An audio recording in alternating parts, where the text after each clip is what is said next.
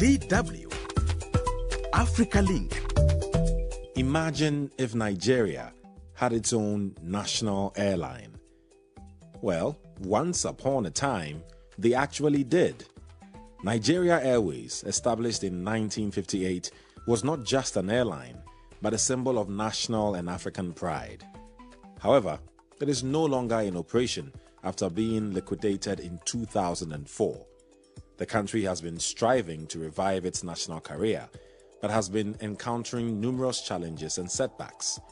So what needs to be done to return Nigeria's airways to the skies? Why does it even matter? And how will it benefit ordinary Nigerians? That's what's coming up. I am Eddy Micah Jr., and you are welcome to Africa Link, the podcast connecting you to the stories that matter.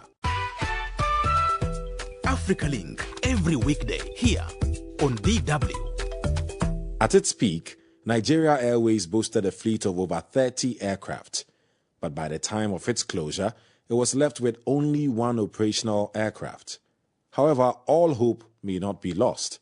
The government remains open to the idea of a national carrier, provided it aligns with national interests and economic viability.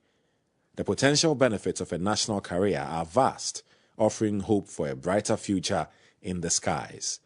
For more on this, let's connect with Captain Ahmed Borodo, CEO, Flybird Aircraft Management Services Limited.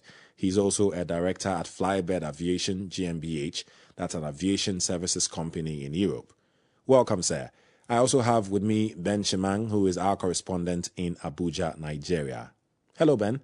Captain Borodo, let's dig in. What's your general assessment of the aviation sector in Nigeria? As we are aware, Nigeria has the largest population in Africa, over 200 million as of today.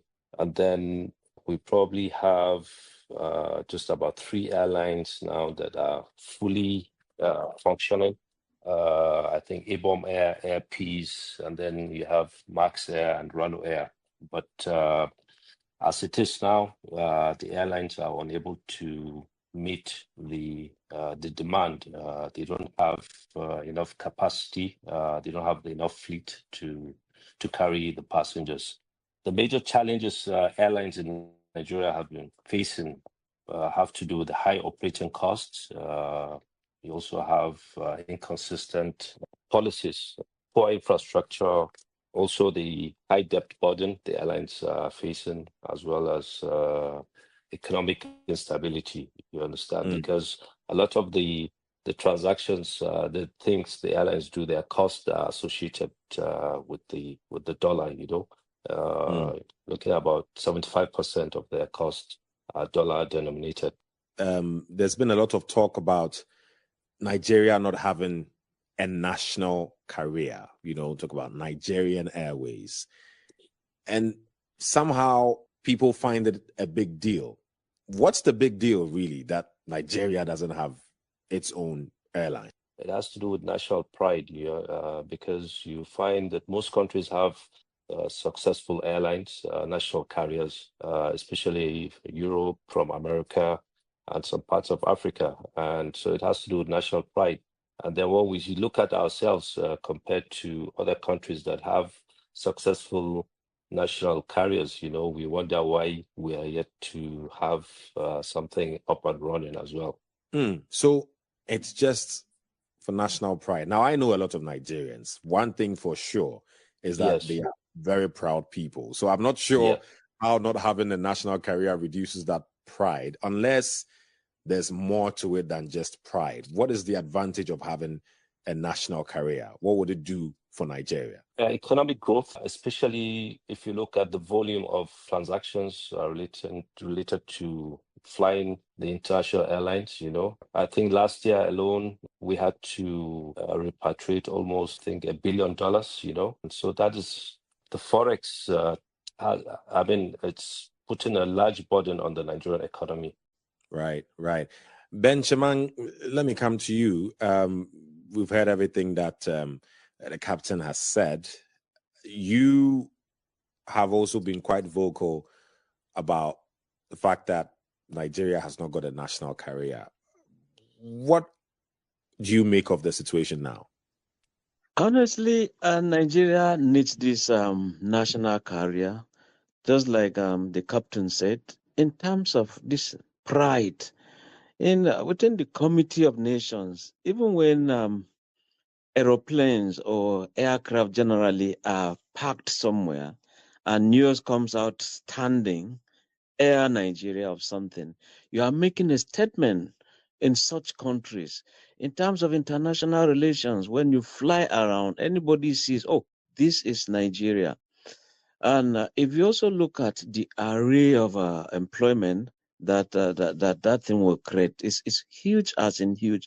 Because in Nigeria here, apart from Abuja, 36 states of this federation, virtually all of them have airports. And you can see that when people troop in, of course, they will always know what Nigeria is. And in terms of tourism, yes, it is a connection. Okay.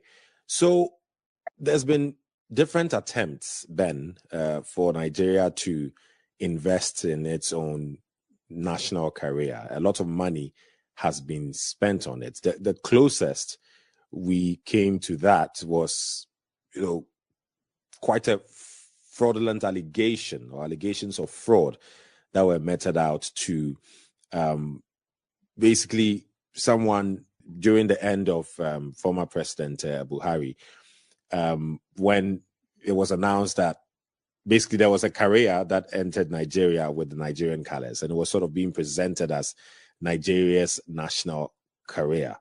But that wasn't the case. Tell us about that incident. I found it quite interesting. I mean, that was an allegation of fraud, wasn't it? Yes, it was fraudulent, and it had to do with the then Minister of Aviation, Hadi Sirika, who felt there was the need to have revived the Nigerian Airways because before now, there were other attempts to have. We had attempts like Virgin Nigeria, Nigeria One, Air Nigeria, Nigerian Air, and Eagle Air. So he just felt that a proper one should come. But unfortunately, he went borrowing, hiring some Ethiopian aircraft, painted them into Nigerian color, did some inscriptions, and the thing came in here in Nigeria. In aviation parlance, I don't know what they call it. You just see some water splashed on the plane itself, and people were busy clapping. So he got some ovations. People never knew it was a kind of a fraudulent act, because thereafter people were asking. 2 days after that, none of the planes were available. They had returned to their real owners, and the color of Nigeria already changed. Right. So it's a big, huge embarrassment to Nigeria. Right, and as we understand, just to clarify, there is an ongoing case regarding that alleged fraud incident. Yes, there is. The Economic and Financial Crimes Commission has lodged a complaint. He's been arrested, so trial is going on for close to, I think, $2 billion or something less. But all the same, he is on trial. I'm not sure of the figure. Okay, fair enough. Let me come to you, Captain Borodo, because it is a big deal that millions of dollars have been spent on trying to get Nigeria a national carrier, but still, it's nowhere to be found. What has gone wrong? Where's all the money? Okay, I think one of the problems that has happened regarding the national carrier issue is process. The processes were not transparent enough, and a lot of the operators, especially the airline operators, are of the opinion that, okay, if you are going to create a national carrier, those of us that have invested a lot but have been paying a lot also to the government, especially with regards to taxes, you understand, the instability in the economy and a lot of things. Then you want to create an airline now and give incentives to the airlines, and then we don't see it as a fair game. So I think what everybody is asking for is a transparent process where if you want to create a national carrier, then, and if it's going to be private sector driven, then the existing carriers should also be given an opportunity to bid. If you're going to give incentives to the new national carrier, then the existing airlines should also enjoy some of the incentives. You're making very, very strong points there. Yes. And so the question is, what really does it take for Nigeria? Is it a money issue, or is it a political will issue? What does it take to have a national carrier? I think it's a political will issue. It's a political will issue. The interesting part to me is that if we know the key benefits of getting a national carrier, if Nigeria knows the benefits of that, why will there not be the will to make it happen? That's the part that confuses me a bit. You understand that, right? Okay. So I think another issue is when the cost, the cost of setting up the airline, you understand, it's a lot. It's you're talking of, if you want to set up an airline, you're looking at about not less than $200 million at least to start. So the government, the government has been they've been having challenges. I don't think I believe the country has more priorities than to allocate $200 million to set an airline. So they rather the private sector comes in to do it. So that's where the issue is. You're saying, okay, we don't have the money to fund the national carrier, but we want the private sector to do it. So if you're asking the private sector to come and set up a national carrier, then what happens to the existing airlines that are privately driven? Then talking about partnerships, it's happened before, hasn't it, Ben Shemang, that Nigeria has tried to partner with some countries and even with some private industries or people to deal with its, what's the aviation issues, so to speak. How has that gone so far? I think not just the federal government that tried it, but in a very skeletal way. Partnership has been more with some state governments, for example, trying it, like Ibom Air. It's in partnership with some foreign countries. They supply the airlines, and sometimes you see there's joint management, therefore sharing of profit. But it's not been easy, like the captain said. Now, if you also look at, apart from the issues, teething problems standing against the establishing of a Nigerian Airways, you realize that the past one, quite a lot of workers have not been paid, and they need their payments. Some are still alive. Even those who are dead, their families need those backlog paid. And there were also litigations abroad. I think the company, the relinquished one, at the point was owing to many companies. So there were threats abroad.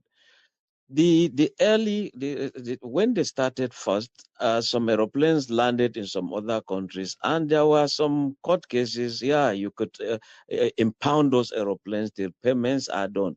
So if all these things are not cleared and legal activities of the past airlines not cleared, I think even starting anything now is not going to make a headway, because the Nigeria owes, even though the company is dead, but the country is not dead. Also, we still owe, so to speak. So, Captain Borodo, what do we do now? We know there's been challenges with trying to, with Nigeria trying to revive its national carrier. It still doesn't have it after years of trying to. We know that it's also quite expensive to invest in a national carrier. You've talked about the possibility of, public-private partnerships of some sort.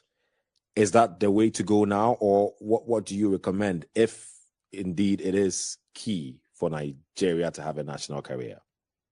Yeah, so I'm still in support of the national carrier, but I think what the government should do is to number one, design and make the process a transparent process where you would have a level playing field and everybody can come and participate. Secondly, the infrastructure has to be improved because if I'm coming to invest and set up a national carrier, participate and invest in the national carrier, it doesn't make sense to invest a lot of money when the infrastructure is not there. You understand? I know the present government the present minister has been trying a lot to see how they can improve the infrastructure. But let's wait and see what happens in the next few months. But I think the transparency is the most important, is the key thing, you understand, in the process. Because Yes. a lot of money has already gone into it. Experts say that the billions of public funds that have gone into the various attempts at establishing the national carrier are enough to set up a profitable airline. Is that something you agree with? And if that's the case, then how are we going to get the money back to, get the airline business back on track? Yeah. So you see, one of the major problems also is if you're going to set up an airline, for example, or the national carrier, and you want the private sector to participate, you're going to get funding, especially from the banks and even from abroad. But at this time, it's going to be it's a difficult thing because of the inconsistency in government policies. Look at what happened to Air Nigeria. Most investors are kind of not keen in investing in the airline industry because of inconsistency in the government policies. Because I don't want to invest my money and then tomorrow it's another government and then they'll say, okay, the previous process was not done well, so it has to be done all over again. So I think those are issues that have to be straightened first. Yes. Right. Just to jog our memory or refresh our memory a bit, what exactly happened to Air Nigeria? Because just to be clear, Nigeria once upon a time had a national carrier and now it doesn't. What went wrong? Yeah, I think the issues were mostly managerial because in terms of the fleet, how many there were, it was such a very, very large number. But when democracy came in, there was this huge joke when Obasanjo landed. He said, "Where are the aeroplanes are left when I handed over to Shagari?" In the same way, even the maritime sector, the number of ships that Nigeria had, they were so large that the world knew them. But what happened? Where did they go? Why did Nigeria Airlines collapse? It collapsed because of managerial issues. Let me tell you, Eddie, there was issues. Someone would want to just go for a weekend in London. All you needed was to give a note to the airline operator. This is my wife. This is my son. These are members of my family going on vacation. You started carrying people, conveying passengers without money being paid. How do you? How do you run an airline that way? Are these allegations that have been proven? Are they issues in court or No. These are not allegations. I want to tell you that I lived in Lagos. The compound I lived in Oba Akinjobi was comprising of aircraft engineers and pilots. There are discussions, I had them, and I can still call names of pilots and engineers that lived there. So these are not allegations. And their fear was that because of government interference, you just give a nod, you see a whole retinue of family members coming to go for a weekend in London under a rebate. Everybody was looking for a rebate or free flight. So it was purely managerial. It wasn't. It had nothing to do with lack of money or something as at that time. But today, because of inflation, whatever you are doing, whatever you're planning, inflation has deepened deep. Apart from corruption itself. Issue of maintenance came on board because many aeroplanes were grounded, some in this country, some outside Nigeria, because at landing over there, they had technical issues. It was as if they would just resolve them and bring them back. They never came back. So at the point, some were auctioned out. even those that were functioning, they were sold at very ridiculous rock bottom prices that embarrassed even some human rights activists and ordinary Nigerians who knew what happened. So it was managerial, surely that was the issue. Okay. Captain Borodo, comparing Nigeria to other countries, I mean, when you talk about national airlines on the continent, you can easily mention Ethiopian Airlines, Kenya Airways, Rwanda Air, even. So why is it working for these countries? And what can countries like Nigeria learn from them if we call those countries success cases? I think if you compare Rwanda, Ethiopia to Nigeria, when it comes to like issues like the corruption index, you know that we're far below them. So I think it has to do with corruption. You understand? Yeah, I think that's one of the major problems. That's why airlines in Rwanda, the Rwanda Air and Ethiopia Air are success stories. You know, because over there you have leaders who are accountable, and that is it. So, and then the political will as well. Yeah. So that is why I mean their success story is worth reporting. Yeah. Right. And Yeah. Ben, is there a sense that you find that Nigeria is becoming more and more serious about finally building or rebuilding its national carrier? Is there a sense that they are being more serious, or is it just more of the same?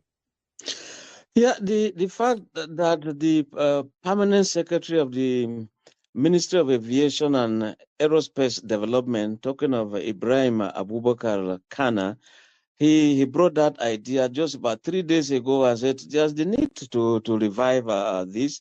And apart from that, there's also they've been working on what they call total radar coverage for the entire country, because you can see that some airports cannot operate in the night, so to speak. So around 6 p.m.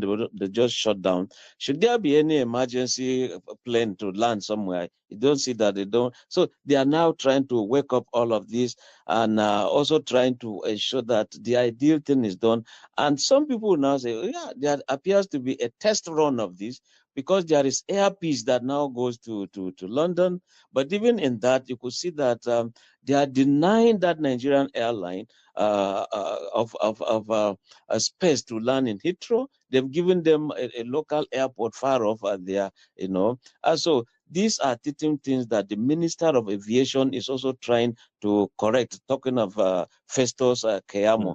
So I think they are serious here, as it appears, because if you go to the airport, you actually see even the runway in Abuja here. They're talking about expansion and all that stuff. But when you talk to people on the ground, Ben, how are they responding to this? I mean, do they find it a priority to invest in Nigeria Airways rather than deal with the harsh economic conditions that they are facing? Because we've been reporting a lot on the economic challenges in Nigeria. So do people find it a priority? Are they interested in the government even paying attention to this, or what are you getting? Honestly, if you're talking about Nigerians coming back home for holidays like New Year, Christmas, they always say, oh, how we wish we can come back via Nigerian Airways. We get served with Nigerian menu, amala, kunu, and all that stuff. That I know many Nigerians, returnees, want. But when you are talking of the ordinary Nigerian in the street, I mean, they just tell you, let people come by road, let people travel by road. What is it that, internally, so that government will begin to know where there are potholes, the dangerous areas, and they'll work them. Yeah, I remember when there was insecurity so much along the Kaduna-Abuja highway. What did they do? They decided to remodel the track system, railway system, and they picked people from airport here to Kaduna. Also, that reduced, but the masses are saying the airways or air transportation is for the big guys, the big boys, those connected, those who are rich. Thank you very much. It's been quite an interesting discussion. Captain Ahmed Borodo, CEO, Flybird Aircraft Management Services Limited, also a director at Flybird Aviation GmbH. That's an aviation services company in Europe. Also, many thanks, Ben Shemang, DW correspondent in Abuja, Nigeria. Thank you. Thank you. Africa is changing. Don't get left behind. Tune in to Africa Link. Your thoughts and engagement are crucial to this discussion, so please share your thoughts with us on our Facebook page, DW Africa. Listen to us on Spotify or wherever you get your podcast from. Don't forget to click follow so you never miss an episode. This show was co-produced and edited by Isaac Mugabe, and I am Eddy Micah Jr. Thanks for listening. DW News. This is Mimi Mefone with the DW News.